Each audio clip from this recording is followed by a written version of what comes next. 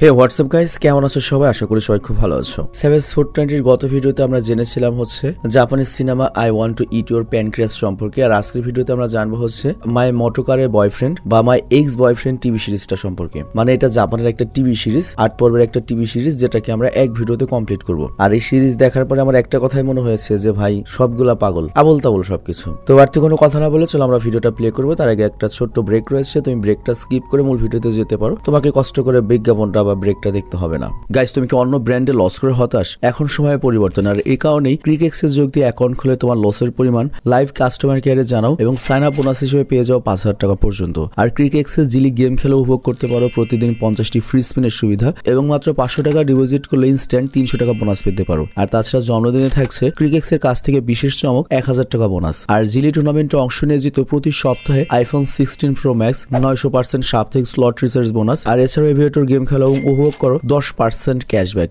এবং সর্বোচ্চ 50,000 টাকা পর্যন্ত। আর তুমি তোমার জেতা টাকা তুলো সুবিধাজনক এবং নিরাপদ উপায়ে, বিকাশ, নগদ, রকেট উপায়ের মাধ্যমে লেনদেন করো দ্রুত এবং নিশ্চিন্তে। তো পিন করা কমেন্ট থেকে বিনামূল্যে ক্রিকেক্স অ্যাপে রেজিস্ট্রেশন করো এবং উপার্জনের যাত্রা শুরু করো। তবে আমরা যে বিজ্ঞাপনই দিই না কেন, যেখানে আর্থিক ক্ষতির সম্ভাবনা রয়েছে সেখানে তোমরা জেনে শুনে বুঝে তারপর সেখানে যাবে। তো বিজ্ঞাপন শেষে আমরা মূল ভিডিওতে চলে আসলাম। তো গল্পের শুরুতে আমরা মিটসুকে দেখতে পাই, যে খুবই ভীত স্বভাবের মেয়ে। আর মিটসু সম্প্রতি কলেজের পড়ালেখা শেষ করেছে এবং সে তার ইউনিভার্সিটির পড়া কমপ্লিট করার জন্য জাপানের অন্যতম বড় শহর টোকিওতে যাচ্ছে। তবে শুধুমাত্র সে যে পড়ালেখা করার জন্য টোকিও যাচ্ছে তা কিন্তু নয়, এর পেছনে আরেকটা বড় কারণ হচ্ছে তার এক্স বয়ফ্রেন্ডের সাথে তার কলেজ থেকে ব্রেকআপ হয়েছে, কিন্তু আজ পর্যন্ত সে তার বয়ফ্রেন্ডকে ভুলতে পারেনি। আর এই জন্য সে শহরে গিয়ে এই এলাকা থেকে দূরে নতুন করে জীবন শুরু করতে চায়। তো যাই হোক, নতুন শহরের নতুন অ্যাপার্টমেন্টে গিয়ে মিটসু মনে মনে অনেক খুশি হয় যে তার স্বাধীন জীবন পেয়েছে, এখন তার আর বয়ফ্রেন্ডের কথা মনে পড়বে না। বাট তখনই তার জিনিসপত্র আনবক্সিং করতে গিয়ে সে তার পছন্দের ক্যামেরায় তার এক্স বয়ফ্রেন্ডের ছবি দেখে আবারও পুরনো স্মৃতিতে হারিয়ে যায়। বাট তখনই সে নিজেকে এটা বলে সামলে নেয়, আরে আমি তো এই শহরে এসেছি তার প্রধান কারণই হচ্ছে অতীত সম্পর্কে ভুলে যাওয়া বা আমার বয়ফ্রেন্ডকে ভুলে যাওয়া। তো আমি এর জন্য কোনোভাবে আমার অতীত সম্পর্কে আর ভাববো না। তো যাই হোক, মিটসু ঘরের কাজ শেষ করে তার আশেপাশের অ্যাপার্টমেন্টে যে প্রতিবেশীগুলো রয়েছে তাদের জন্য খাবার নিয়ে তাদের সাথে পরিচিত হতে যায়, কারণ এক জায়গায় থাকবে, একা একা তোর বসবাস করা যায় না। কিন্তু এরপর সে যখন প্রতিবেশীর বাড়িতে যায়, প্রতিবেশীর দরজা খুললেই মিটসুর পায়ের নিচে থেকে মাটি সরে যায়। অ্যাকচুয়ালি ওর প্রতিবেশী হিসেবে দাঁড়িয়ে রয়েছে ওর এক্স বয়ফ্রেন্ড, যার নাম হচ্ছে কাদে, বাট এই সিরিজে আমরা ওকে কাদের বলে ডাকবো। তো যাই হোক, আমাদের মেইন লিড ক্যারেক্টারের নামই হচ্ছে কাদের। তো কাদেরকে দেখে মিটসুর অবস্থা তো খারাপ হয়ে যায়, মানে যাকে ভোলার জন্য সে নিজের শহর ছেড়ে এত দূরে এসেছে, সেই কিনা প্রথম ব্যক্তি যার সাথে মিটসুর দেখা হলো, মানে মিটসুর কাটা খায় নুনের সিটা পড়ে আর কি। তো যাই হোক, এরপর কাদেরের পেছন থেকে বেরিয়ে আসা হচ্ছে নিনা নামের একটা মেয়ে। আর এই নিনা মেয়েটা ওর সাথে কলেজে পড়তো বা হাই স্কুলে পড়তো এবং বর্তমানে কাদেরের প্রেমিকা হচ্ছে নিনা। তো যাই হোক, নিনা তো মিটসুকে দেখে অনেক ভালো মতো কথা বলে, কিন্তু মিটসু ওর সাথে কথা বলার মতো অবস্থাতেই ছিল না। আর এর জন্য করে কি তাড়াতাড়ি নিজের ঘরে চলে যায়। তো মিটসু এখানে বুঝে উঠতে পারছিল না ও কি করবে, যে যার জন্য আমি এত দূরে আসলাম সেই এখানে রয়েছে, তার সাথে প্রথম দেখা হলো। আর অন্যদিকে আমরা দেখি কাদেরের বর্তমান গার্লফ্রেন্ড যখন মিটসুকে দেখে তখন তোর মাইন্ডে লাগে যে মিটসু এখানে কেন এসেছে, মানে এই ব্যাপারটা তো আগে থেকে জানে, মিটসুর সাথে সম্পর্ক ছিল, তো ওদের ঝগড়া শুরু হয়ে যায়। আর এই দিকে আমরা দেখি মিটসু কোনো রকমের নিজেকে সামনে চলে যায় হচ্ছে ইউনিভার্সিটিতে, কিন্তু তখন কলেজের যে সিনিয়র তাকে র্যাগিং করলে মিটসু তো অনেক ভয় পেয়ে যায়। বাট ওই মুহূর্তে নারিকা নামের একটা মেয়ে এসে মিটসুকে সিনিয়রের হাত থেকে বাঁচিয়ে নেয়। তো যাই হোক, এই অচেনা শহরে নারিকার সাথে মিটসুর প্রথম বন্ধুত্ব হয়। আবার এখানে মরার উপর খাড়ার ঘা হচ্ছে কাদেরও মিটসুরই একই ইউনিভার্সিটিতে ভর্তি হয়েছে। তো যাই হোক, ক্লাসের শেষে মিটসুকে লাঞ্চে যেতে বললে মিটসু করে কি নারিকাকে সাথে নিয়ে যায় এবং জানা যায় তারা একই ক্লাসের ছাত্রী এবং নারিকা মনে করো স্থানীয়, এই জন্য পাওয়ার একটু বেশি। তখন সেখানে কাদেরও চলে আসে ওর বন্ধু নিয়ে, মানে ওরাও তো নতুন স্টুডেন্ট, তো সবাই একসাথে বসেছে এবং এর সাথে মনে করো মিটসুকে বসতে হয়েছে। তো যাই হোক, এই কারণে মিটসু অনেক আনকমফোর্টেবল বোধ করে। তো এখানে কাদেরের যে আবার বন্ধু কাজুহা, সে আবার মনে করো নারিকার বন্ধু, এই হিসাবে একসাথে বসেছে সবাই। তো কাজুহার সাথে মিটসুর কথাবার্তা শুরু হয়, মানে পরিচিত হয় আর কি। আর লাঞ্চের পরে মিটসু যখন চলে যায় তখন কাজুহা কাদেরকে জিজ্ঞাসা করে, তুই কি শিওর সত্যি এই কাজ করতে চাস? মেয়েটা তো অনেক ভালো মনে হচ্ছে এবং ও যদি পরে জানতে পারে তাহলে কি হবে। বাট কাদের বলে না, আমি এটা করবো। তো ওরা এখানে কোন ব্যাপার নিয়ে আলোচনা করছে এটা আমাদেরকে বলা হয় না, বাট পরে বুঝতে পারবো। তো যাই হোক, কলেজ থেকে বাড়ি ফেরার সময় কাদের করে কি আবারও মিটসুর সাথে কথা বলতে আসে। তো মিটসু এখানে তাকে এড়িয়ে যাওয়ার চেষ্টা করলেও কাদের জোর করে মিটসুর বাড়িতে আসে গেস্ট হিসাবে এবং এরপর মিটসুকে বলে তুমি হ্যামবার্গার বানাও, আমি খাবো। আর যেহেতু মিটসু অনেক মনে করো দয়ালু মনের মানুষ ছিল, সে কাদেরকে কিছু বলতে পারে না, হ্যামবার্গার বানাতে শুরু করে। আর কাদের তখন দূরে দাঁড়িয়ে মিটসুকে দেখছে। আর এখানে লক্ষ্যে এর আগেও কিন্তু মিটসু শুধুমাত্র কাদেরের জন্য এই হ্যামবার্গারটা তৈরি করতো। তো যাই হোক, এরপর কথায় কথায় কাদের করে কি মিটসুর কাছে আসে এবং মিটসু অনেকটা নার্ভাস হয়ে যায় এবং এরপর কাদের করে কি মিটসুকে জড়িয়ে ধরে এবং বলে আমি ভাবতেই পারিনি তোমাকে আমি আবার এই শহরে এসে দেখতে পাবো, আর এতদিন পরে তোমাকে দেখে আমি অনেক খুশি। আর তখনই মিটসু অবাক নজরে কাদের দিকে তাকিয়ে থাকে এবং মনে মনে ভাবে এই শালা তো এখন অন্য একজনের সাথে সম্পর্ক রয়েছে, তাহলে আমাকেও এইসব বলছে কেন। বাট তখনই কাদের করে কি মিৎসুকে কিস করা শুরু করে, আর মিৎসু আটকাতে পারে না, কারণ বুঝতেই পারছো এক্স বয়ফ্রেন্ড একসময় সম্পর্ক ছিল। তো যাই হোক এরপর মিৎসুকে কিস করে, আর কাদের তখন মিৎসুর আরো কাছে যেতে চাইলে হঠাৎ করে মিৎসুর মনে হয় নিনার সাথে, মানে কাদেরের বর্তমান গার্লফ্রেন্ডের সাথে অন্যায় করা হচ্ছে। তো মিৎসু তখন কাদেরকে ধাক্কা দিয়ে সরিয়ে দিয়ে বলে, তোমার জন্য তো নিনা অপেক্ষা করছে, তুমি যাও নিনার কাছে যাও। তো এই কথা শুনে কাদের সেখান থেকে চলে যায়। আর তারপর মিৎসু ভাবে, যখন মিৎসু ক্লাস 10-এ পড়তো তখন কাদের নিজে থেকে ওর সাথে ব্রেকআপ করে ছেড়ে গিয়েছিল, তাহলে আজকে কেন আবার আমার পেছনে পড়ে রয়েছে 2 বছর পর। তো এর পরের দিন মিৎসু যখন কলেজে যায় তখন নিনা মিৎসুকে শাসিয়ে বলে, তুই আমার বয়ফ্রেন্ড কাদের কাছ থেকে দূরে থাকবি, ও একসময় তোর বয়ফ্রেন্ড ছিল কিন্তু এখন আমার বয়ফ্রেন্ড। তো ভীতু মিৎসু চুপচাপ ভয় পেয়ে নিনার কথা মেনে নেয়। তো এর মধ্যে কাজুয়া নামে সেই ছেলেটা আবার এখানে আসে এবং নিনার কাছ থেকে মিৎসুকে বাঁচিয়ে দেয়। তো যাই হোক কাজুয়ার কাছ থেকে আমাদের নায়িকা মিৎসু জানতে পারে যে বহুদিন আগেই নিনার কাদেরের মধ্যে সম্পর্ক শেষ হয়ে গিয়েছে, কিন্তু নিনা এখনো কাদেরের পেছন ছাড়ছে না। তো এই কথা শুনে মিৎসু একটু খুশি হয় যে না, ওদের এখন সম্পর্ক নেই। তো যাই হোক এরপর ওদের ক্লাস শুরু হয়, আর মিৎসু তখন পড়ালেখা বাদ দিয়ে কাদেরের কি মতলব সেটা নিয়ে ভাবতে থাকে যে আবার কেন এসেছে, ফাউ খাওয়ার ধান্দা নিয়ে তো আসেনি। তো অনেক চিন্তা ভাবনার পরে মিৎসু ভাবে, হয়তো কাদের নিনাকে ভোলার জন্য বা নিনাকে জেলাস ফিল করানোর জন্য হয়তো আমার কাছাকাছি এসেছে। তো এরকম 7-5 ভেবে মিৎসুর মাথার অবস্থা খারাপ হয়ে যায়। তো যাই হোক এরপর দেখতে দেখতে বেশ কিছুদিন কেটে যায়। মিৎসু আর ওই যে নতুন মেয়েটা নারীকে অনেক ভালো বান্ধবী হয়ে গিয়েছে। তো এরপর একদিন মিৎসুর জন্মদিনে কাদের করে কি মিৎসুর ফ্ল্যাটে আসে, আর এর আগেও তো হ্যামবার্গার না খেয়ে চলে গিয়েছিল। তো এই কারণে সে করে কি আজকে একটা রেডিমেড হ্যামবার্গার আর মিৎসুর পছন্দের ড্রিঙ্কস নিয়ে এসেছে, কিন্তু মিৎসু ওকে দেখে অনেকটা আনকমফোর্টেবল হয়ে যায়। তো এরপর কাদের করে কি মিৎসুকে ওর জন্মদিনের উপহার একটা কেক দেয়। তো মিৎসু তখন মনে মনে ভাবে, কাদের আমার জন্মদিন আজও মনে রেখেছে। আর তখন কাদের মিৎসুকে বলে, তুমি কি ভাবছো তোমার জন্মদিন আমি কিভাবে মনে রেখেছি? আসলে আমি কখনোই ব্রেকআপ করতে চাইনি, কিন্তু আমার সাথে ঝগড়া হওয়ার পরে তুমি যখন আমাকে ব্লক করে দিয়েছিলে তখন আমি আর কোনোভাবেই তোমার সাথে যোগাযোগ করতে পারিনি। তো এইগুলো শুনে মিৎসুর মন গলে যায় এবং সে কাদেরের হাত ধরে বলে, আমার কি আবারও সম্পর্কটা ঠিক করতে পারি না? কিন্তু তখনই কাদের মিৎসুকে বলে, এইটাই তো আমি চেয়েছিলাম, আমি তো তোমার সাথে সম্পর্ক ঠিক করতে চাই না, আমি এতদিন জাস্ট তোমাকে এরকম কষ্ট দেওয়ার জন্য আমি অভিনয় করেছি। তুমি যেভাবে আমাকে ছেড়ে গিয়েছিলে আমিও তোমাকে ঠিক সেভাবেই ছাড়তে চলেছি, আর এই সব কিছু আমার প্ল্যান ছিল। তো এখন আমরা বুঝতে পারলাম যে একটু আগে আমরা যে দেখেছিলাম কাদেরের বন্ধু কাদেরকে বলেছিল এটা করা কি ঠিক হবে, মেয়েটা তো অনেক ভালো মনে হচ্ছে। কাদের বলেছিল হ্যাঁ এটা আমি করব। তো কাদের তখন এই জিনিসটাই প্ল্যান করেছিল। তো কাদেরের কথা শুনে মিৎসু অনেক আপসেট হয়ে যায় আর সে কাঁদতে শুরু করে এবং এরপর থেকে তারা একে অপরকে এড়িয়ে চলতে শুরু করে। আর মিৎসুর মন খারাপ থাকায় তখন নারিকা করিকে ওকে একটু বেশি সময় দেয়, কিন্তু এই কাজটা করে কাদেরও যে খুব খুশি ছিল তা কিন্তু নয়। মানে ও মূলত মিৎসুকে একটু একটু ভালোবাসতো, কিন্তু একটু মনে করে ইগো প্রবলেম ছিল। আর কাজুয়া মানে কাদেরের বন্ধু এই জিনিসটা ভালো মতোই বুঝতে পারে। তো যাই হোক আসলে কাদের যেটাকে বদলা ভাবছিল এটা বদলা নয়, উল্টা ওর মনও খারাপ হয়ে গিয়েছে। তো যাই হোক মিৎসুর মন খারাপ থাকায় মন ভালো করার জন্য মিৎসু করে এক সিনিয়রকে সাথে নিয়ে মদ খাওয়ার জন্য বাড়ে যায়। মদ বললে একটু খারাপ শোনা যায়, ড্রিঙ্ক করার জন্য বাড়ে যায়। আর এইদিকে নিনা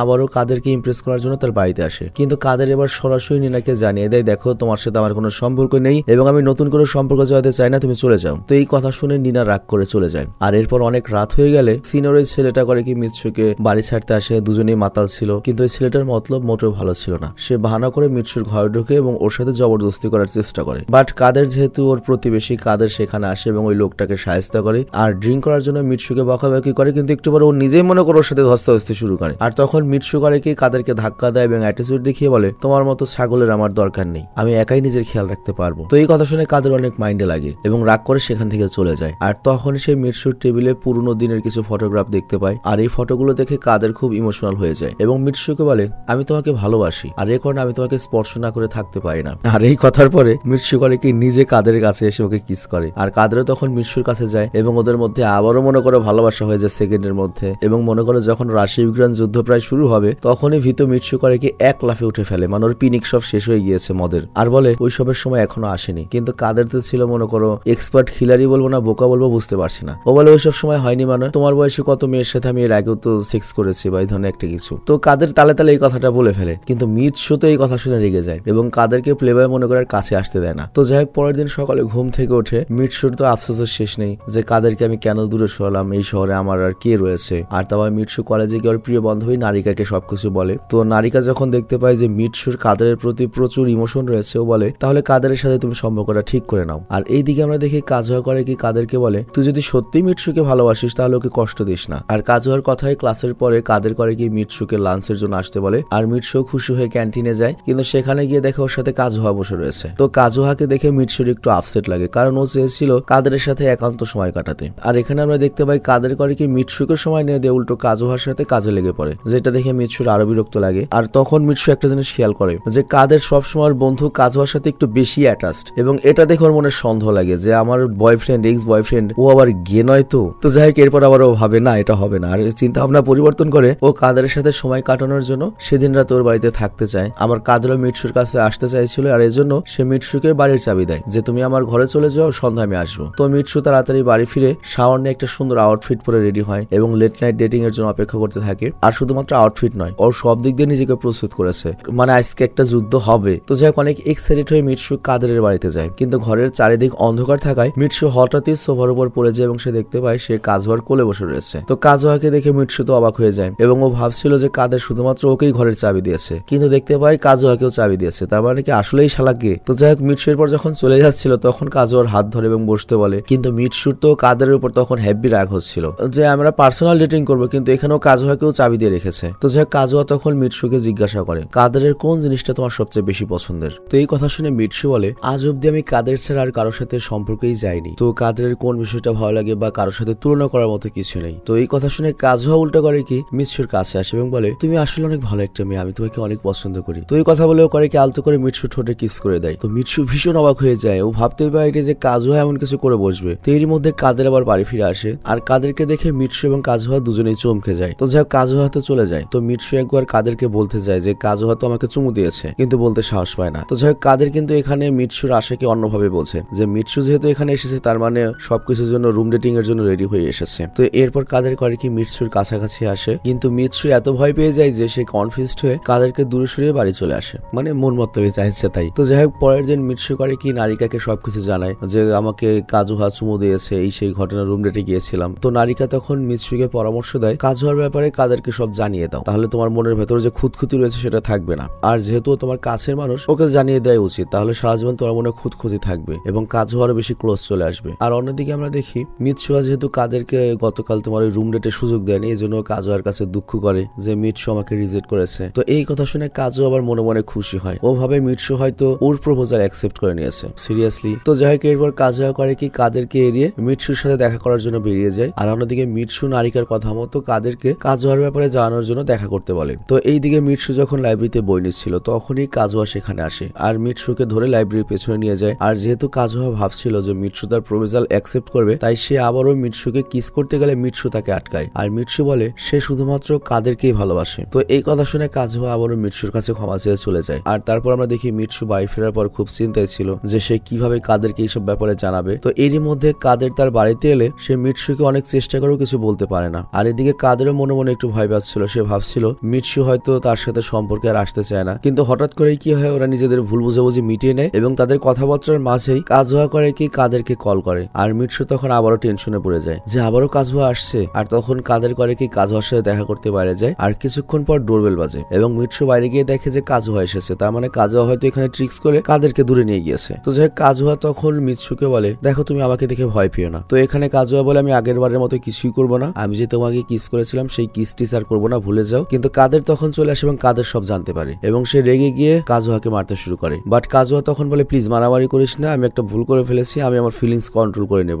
এবং আমি মিৎসুকে ভুলে যাবো। তো এরপর কাজুয়া ওদের কাছে ক্ষমা চেয়ে বাড়ি ফিরে যায়, মানে সে অ্যাকচুয়ালি তার ভুলটা বুঝতে পেরেছে যে বন্ধুর আইটেমের দিকে তাকানো ঠিক হয়নি। আর এই সবের জন্য মিৎসু যখন কাদের কাছে ক্ষমা চায় তখন কাদের বলে এতে তোমার কোনো দোষ নেই। তো যাই হোক কাদের মিৎসুর সাথে তার সম্পূর্ণ দূরত্ব মেটানোর জন্য তার কাছে আসে এবং তাদের ভালোবাসার পারদ ধীরে ধীরে বাড়তেই থাকে এবং এরপর রাশিয়া ইউক্রেন যুদ্ধ শুরু করে দেয় জীবনে প্রথমবারের মতো। তো এখানে তাদের প্রেমের ফুল ফুটতে শুরু করেছে আর এরপর তারা সবাই মিলে এক জায়গায় ঘুরতে যাওয়ার প্ল্যান করে। কিন্তু ওই দিন কাজুয়া নিনা ওদের সাথে যায়, নিনা মানে হচ্ছে কাদের আগের গার্লফ্রেন্ড। তো যাই হোক কাজুয়া এখানে পূর্বের বিষয় নিয়ে ওদের কাছে ক্ষমা চাইলে কাদের সবকিছু ভুলে কাজুয়াকে ক্ষমা করে দেয় এবং সবাই একসাথে ঘুরতে গিয়ে অনেক মজা করে। কিন্তু নিনা সবসময় কাদের এবং মিৎসুকে আলাদা রাখার চেষ্টা করে এবং এরপর সে কাদেরকে নিয়ে মার্কেটে গেলে মিৎসুর একদমই ভালো লাগে না। আর তখন মিৎসু মনের দুঃখে জঙ্গলের দিকে চলে যায় আর তখন একটা ব্যক্তি অসৎ উদ্দেশ্যে তাকে ফলো করতে থাকে। বাট ঠিক ওই সময় কাদের আবার ফিরে এসে মিৎসুকে রক্ষা করে। তো যাই হোক কাদের বুঝতে পারে যে মিৎসু তার উপর রাগ করেছে কারণ সে নিনার সাথে গিয়েছিল। তো এই জন্য সে ক্যাম্পে ফিরে সবার সামনে নিনাকে কথা শোনালে নিনা রাগ করে চলে যায় আর তোমার মিৎসু খুশি হয়। আর অন্যদিকে আমরা দেখি কাজুহার নারিকের মধ্যে একটা ভালো সম্পর্ক তৈরি হয়েছে।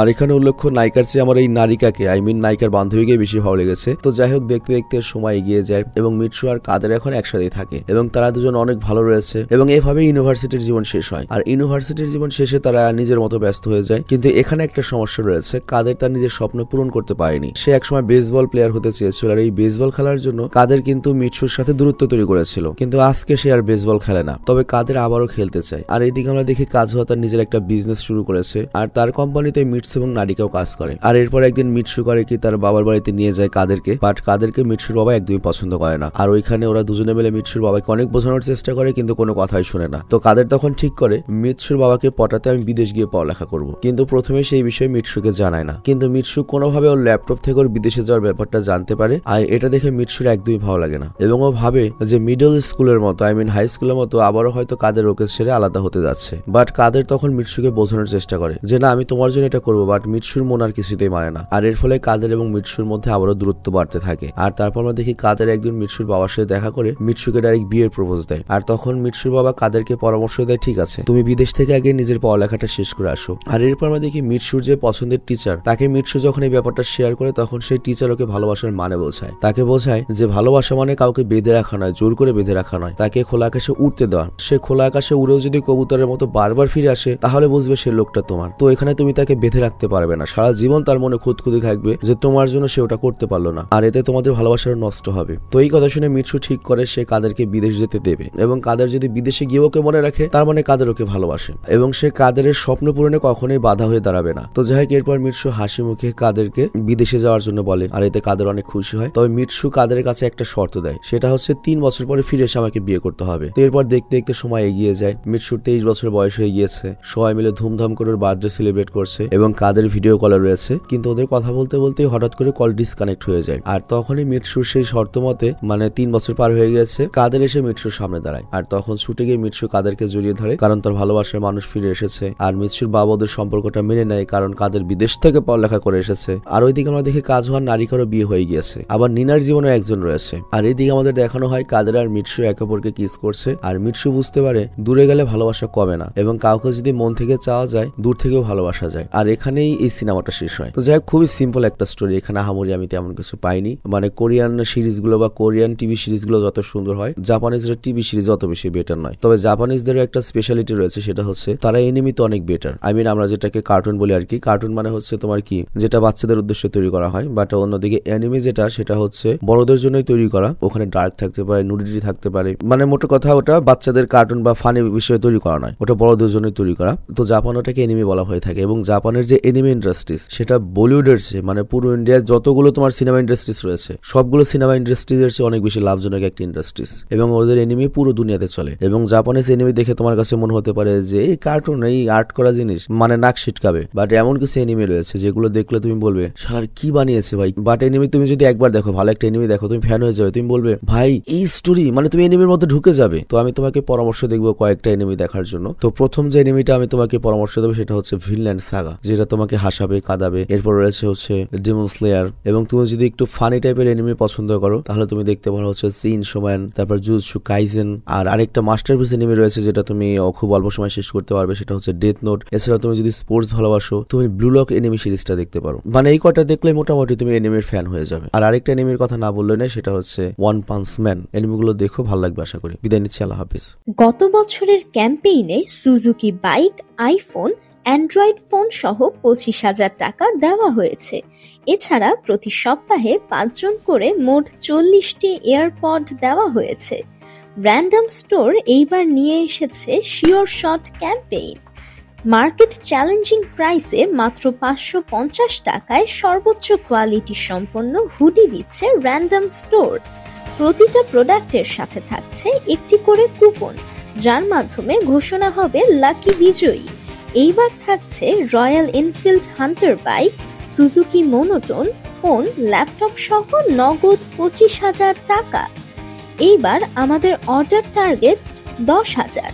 টার্গেট ফিল আপ হওয়া মাত্রই তোমাদের পুরস্কার তোমাদের কাছে বড়সড় অনুষ্ঠানের মাধ্যমে হ্যান্ড ওভার করা হবে তোমাদের কাছে। অলরেডি 2,500 ছুঁই। তাই দেরি না করে এখনই অর্ডার করতে মেসেজ করো র্যান্ডম স্টোর পেজে অথবা ওয়েবসাইটে।